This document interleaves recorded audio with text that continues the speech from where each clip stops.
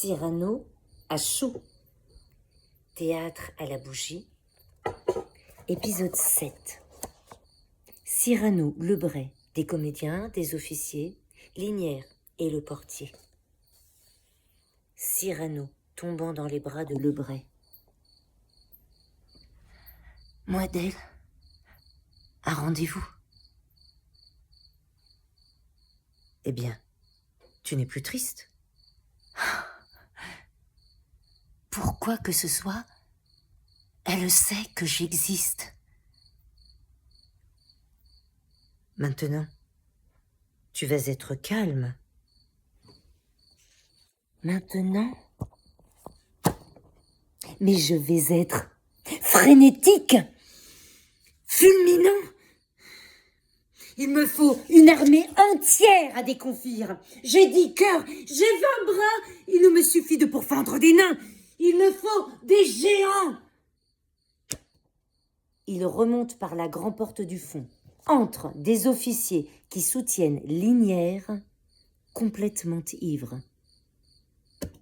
Cyrano, qu'est-ce? Une énorme grive qu'on t'apporte. Linière? Qu'est-ce qui t'arrive? Il le cherche. Il ne peut rentrer chez lui. Pourquoi? Ce billet m'avertit. 100 hommes contre moi. À cause de chansons. Grand danger me menace. Porte de Nesle, il faut pour rentrer que j'y passe. Permets-moi donc d'aller coucher sous ton toit. 100 hommes, m'as-tu dit? Tu coucheras chez toi. Linière saisit précipitamment la lanterne.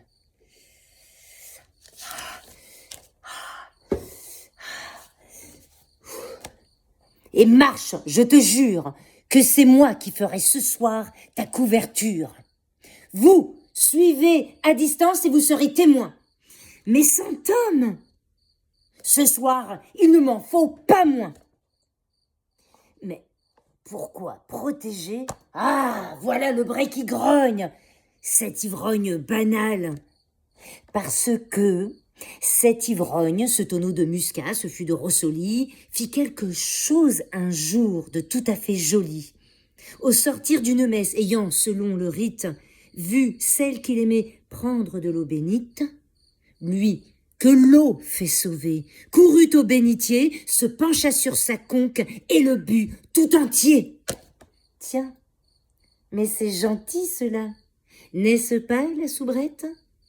Mais pourquoi sont-ils 100 contre un pauvre poète? Marchons.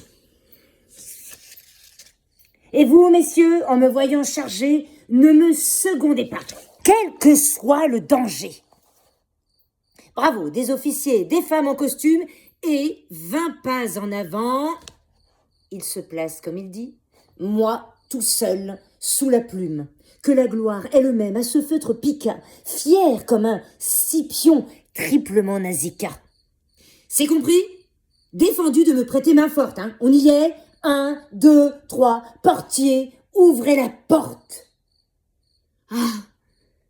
Paris fuit nocturne et quasi nébuleux.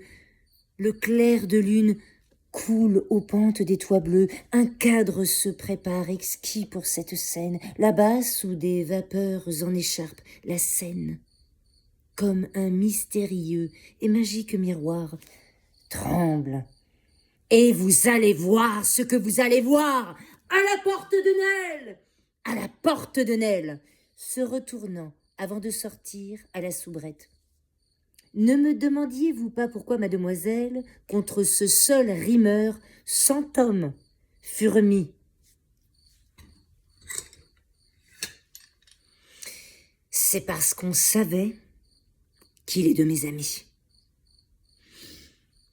Il sort, le cortège Linière zigzagant en tête, puis comédienne, officier, se met en marche dans la nuit au son des violons et à la lumière falote des chandelles.